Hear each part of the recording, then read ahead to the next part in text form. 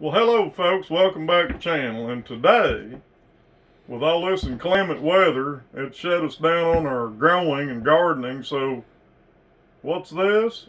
We're going to make some squirrely jigs for catching crappie.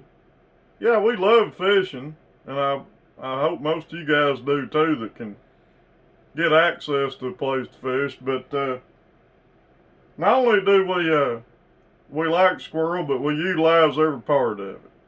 So we eat the meat, we use the tails for flies and jigs, we put the bones in the compost pile. So, we use every bit of it, but that's not what the focus is right here. Sissy's going to come in, and we got some jigs here that we've already tied, and we got the red and gray squirrel, the black and gold with the red squirrel tail, and then we've got the variegated white body and gray squirrel tail. And I'm gonna tell you right now, I'm not beating my drum by no means, folks. I'm gonna tell you right now, these things catch crappie, especially in this really cold water that we've got right now before spring rolls around. And we'll do a video on a fishing video later for you and show you what happens. But I've got my scissors, my fly tying vise, got my jig loaded in here, my jig head, and I've got my thumb bob, and they call it that because you can put your thumb on it, and we'll show you how that works here in a minute. But we're in the rod and reel part in our house here, and I've built rods and repaired reels since 1986, and I'm still doing it. I've had to fall back to my let's say profession. I've never gave it up. I've always been able to do rod and reel repair for people. What I specialize in, though, around the Eufaula area, is surf rods. And the big surf rods, you can't get a one-piece surf rod anymore. We build them all the way up to 15 feet. And we build rods all the way down to 4-foot ultralight. And so if you're interested in something like that, we'll have a video on that later. But right now we're going to do this jig tie. So I'm going to take my squirrel tail, let me get this out of the way, and put my gold body back up there I'm going to use, and here's our squirrel tail for that. So we got that ready. So what I'm going to do now, I'm going to come in here, and we're going to start a thread base on this jig. Now see how I'm doing? I'm holding this back, and as I wrap this, I'm going to keep that tag in going back, and now I'm gonna let me get my thumb bobbin right here tight. I'm gonna get a lot of tight on this thread. I'm gonna wrap that back that way. This thread will cooperate. Years ago, everybody made their own lures and jigs. It's starting to come back, but let me lay that out of the way. I'm going to do a half hitch on that. So see what I'm doing? I'm getting me a pretty good length thread out. I'm running my bobbin right back through. I'm going to take my thumb and forefinger and catch that. Okay. We're going to trim that tag in. Now see, now we've got us a nice little thread body right here to attach to the jig hook, the shank of the hook. And that's going to hold our body and our tail on. So let me put a couple more half hitches in here just to secure that real good. You don't have to wrap it. If you wrap it past the barb area of this hook, it's really not going to benefit you any at all. But okay, so now I've got my bunch of squirrel hair here, and what I'm going to do, I'm going to put this up here and gauge it. Now see, it's how long you want this tail. So I'm going to hold it right there. We're going to trim that. It don't have to be perfect, guys. You know what? But invest in a good pair of scissors. These are Fiskars brand. It's all wore off. I've used them so much, but I use these in rod building. Anything you need to be precise with thread or hair like this on this jig. Now see what I've done.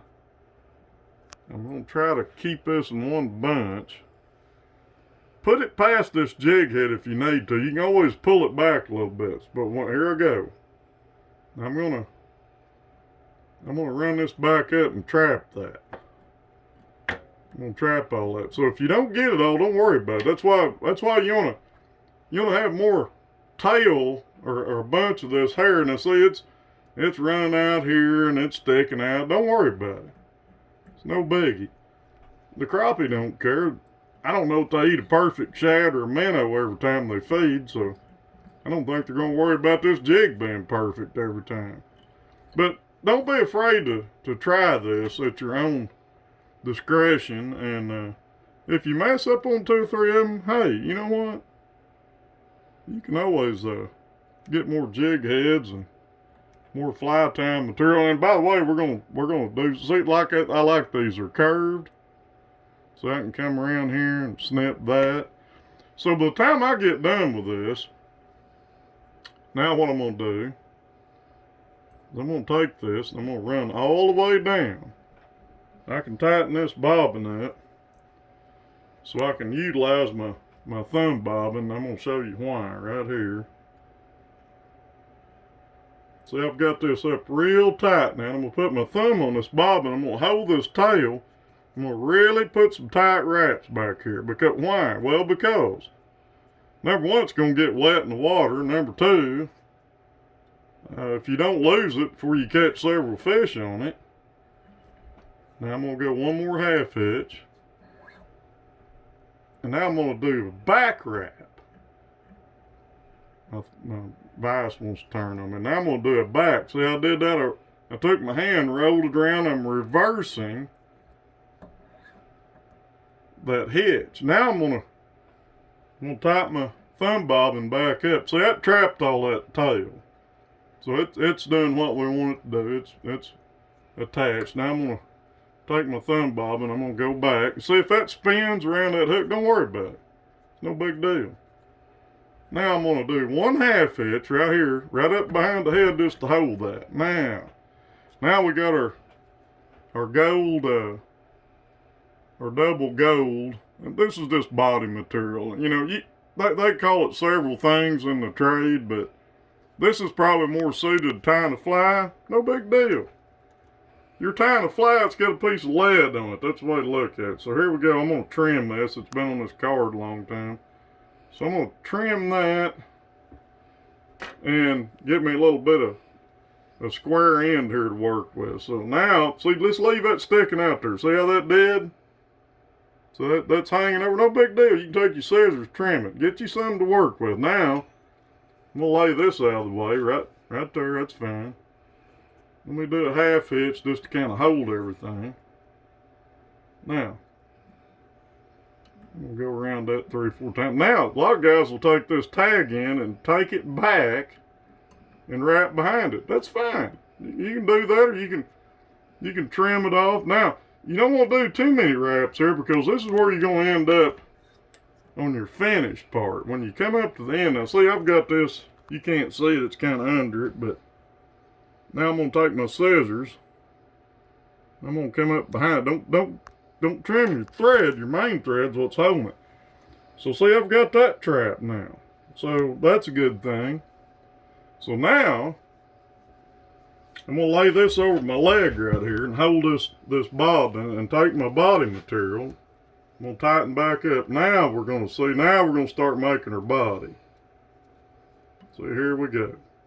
We're getting our little gold body.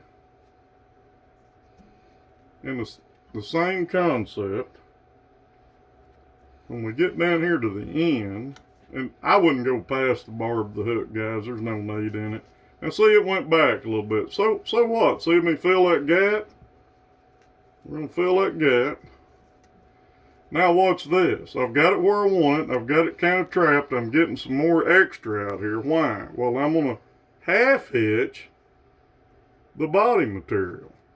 Now I'm going to hold my finger there and trap that. Here it goes. You can't see the knot, but look at that. Tightened it right up. If you want to do 2 or 3, you can. If you want to do 1 or 2, you can. You'll go one more. I'll try to place it on there a little tighter. Here we go. You can hear it. It's tightening down. Now that's locked. Okay, now let me catch back up on my card. And now we're going to go backwards and back wrap back to the head.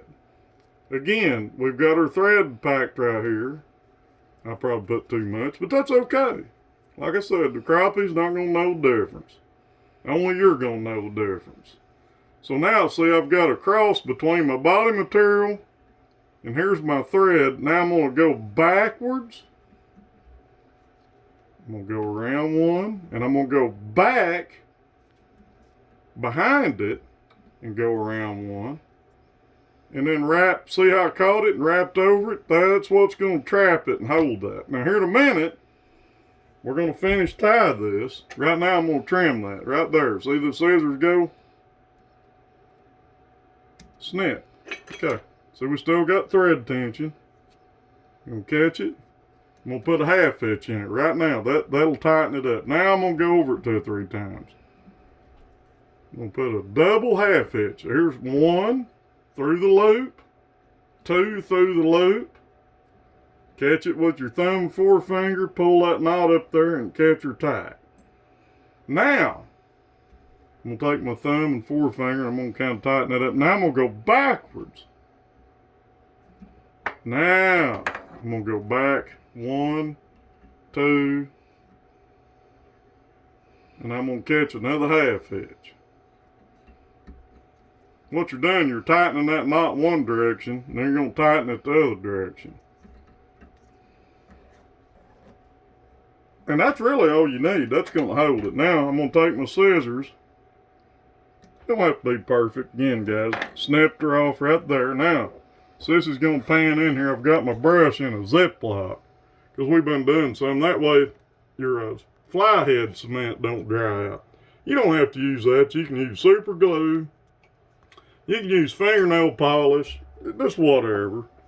When it dries, it's not going to leave any residual scent. The fish not going to know the difference. You can tie trout flies this way. And we're going to dip in. We're going to get a little bead of this. Now what you're going to do is put it right behind that thread. Right there. Don't get it in the eye. Now see that run in there? I'm going to put just a little more. Take the excess off. Right there. That's all you want. Because if you put any more in that, it's going to run back in here and it's going to make your body material all hard and tacky looking. So that right there, that'll air dry. This has air solvents in it. See that Wapsie fly since 1945. This is the black head cement. So if you're doing dark thread, whatever, it's fine. Again, you don't have to use that color if you don't want it. You can use clear fingernail polish. I'm trying to snip. I got a little hair right there. There we go, right there.